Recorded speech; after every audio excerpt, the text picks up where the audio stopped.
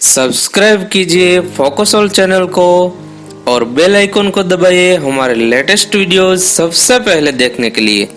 नमस्कार मित्रों, आज આપણે વાત કરીશું આઈ શ્રી ખોડિયાર માતા મંદિર ગઢધરા વિશે।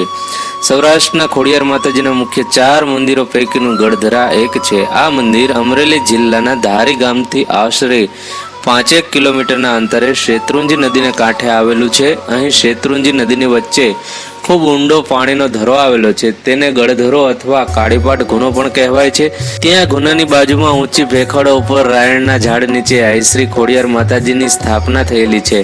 આ નદીને કિનારે હાલ મોટું મંદિર બનાવવામાં આવ્યું છે, તેમજ ત્યાં રહેવાની પણ વ્યવસ્થા છે। એક લોકવાયકા પ્રમાણે બહુ સમય પહેલા અહીં એક રાક્ષસ હતો, તેનો સંહાર કરીને 7 બહેનોએ તેને ખાંડણિયામાં ખાંડી નાખ્યો। ત્યારબાદ ખોડિયાર માતાજીએ પોતાનો મનુષ્ય દેહ એ ધરામાં ગાળી નાખ્યું। ત્યાં માત્ર ગળાનો અંશ દેખાતો રહ્યો, તેથી તે ગઢધરા કહેવાયું। ત્યાં સ્વયંભૂ ગળું અહીં બિરાજમાન છે। માના મસ્તિષ્કની પૂજા થાય છે। મંદિરના ઘણા સંતો મહંતોને અહીં માતાજીએ કન્યા રૂપમાં દર્શન દીધા છે। ચોથા સૈકામાં આ ધરો નાગધરાથી ઓળખાતો પણ ખોડિયાર માતાના દેહ વિલય બાદ એ ગઢધરો જ કહેવાય છે। નવગણને માતાજીએ અહીં જ દર્શન આપ્યા હતા। નવગણ ઈસવીસન 1025માં ખોડિયાર માની માનતાથી આવેલો પુત્ર હતો।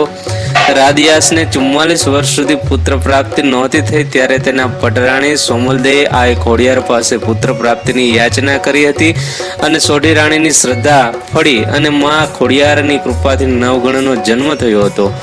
આમ જુનાગઢ રાજને ગાદીનો વારસ આપનાર ખોડિયાર માતાજીને ત્યારથી ચુડાસમા રાજપૂતોની કુળદેવી તરીકે પૂજવાનું શરૂ કર્યું હતું।